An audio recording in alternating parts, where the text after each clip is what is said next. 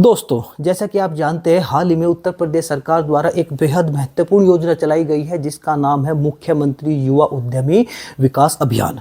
दोस्तों, इस योजना के अंतर्गत कोई भी युवा अगर अपना नया काम करना चाहता है तो उसको 5 लाख रुपए तक की धनराशि प्रदान की जाती है। इसमें 10% की सब्सिडी मिलती है।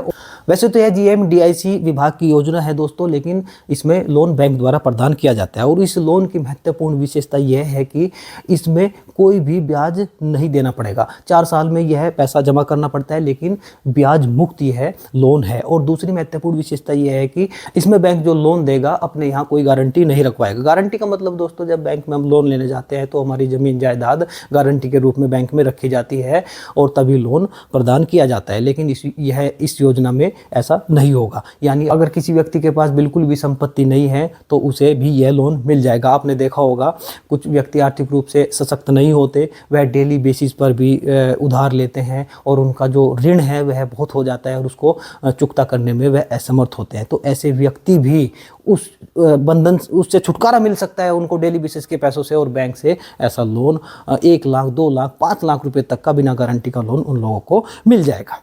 दोस्तों, कुछ व्यक्ति जानना चाहते हैं कि इसमें किन कामों पर लोन मिल जाएगा। मैं आपको बता देता हूं कि इसमें विनिर्माण क्षेत्र के ऊपर और सर्विस सेक्टर के ऊपर ही लोन मिलेगा। ऐसे 300 साढ़े 300 काम है, डिस्क्रिप्शन बॉक्स में आप जाकर देख सकते हैं। और कुछ लोगों ने एक महत्वपूर्ण प्रश्न उठाया है जिसके लिए मैं यह वीडियो दोस्तों बनाई है। कुछ लोगों ने पूछा है कि क्या हमें परचून की दुकान के ऊपर लोन मिल जाएगा। दोस्तों, नहीं मिलेगा। परचून की जो दुकान होती है वह विनिर्माण क्षेत्र में नहीं आती। विनिर्माण क्षेत्र का मतलब है कोई हमने सामान खरीदा, उसको हमने उसका रूप बदल दिया, रूप बदलने के बाद उसको हमने बेच दिया। जैसे हम एक उदाहरण लेते हैं, टेलर ने कपड़ा खरीदा, उसको ड्रेस बनाया, उसको बेच दिया। हलवाई ने दूध खरीदा और उसका मिठाई बनाया, उसको बेच दिया। बढ़ई ने कुर्सी खरीदी, लकड़ी खरीदी और उसका कुर्सी बनाया, उसको बेच दिया। एक जो मिस्त्री है, लोहे का काम करता है, उसने लोहा खरीदा, चद्दर खरीदी लोहे की और उसको अलमारी बनाया, उसको बेच दिया। ये विनिर्माण क्षेत्र के काम होते हैं। यानी इसमें हम किसी चीज़ का रूप बदल देते हैं और उसको बेचते हैं। तो ऐसे काम कर सकते हैं।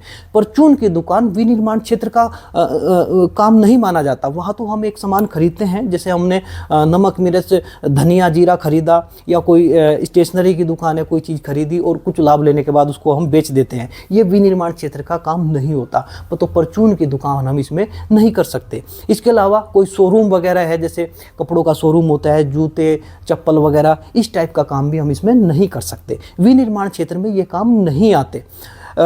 होलसेल का काम, फुटकर विक्रेता, ये सब हम इसमें काम नहीं कर पाएंगे। इसमें विनिर्माण क्षेत्र के और सर्विस सेक्टर में जैसे कोई इलेक्ट्रीशियन है, कोई मैकेनिक है, इस फ्रीज का कोई रिपेयर करने वाला है, मिस्त्री है, AC रिपेयरिंग और कूलर रिपेयरिंग, तमाम तरीके के ऐसे भी सर्विस सेक्टर के काम होते हैं, वह भी हम इसमें कर सकते हैं।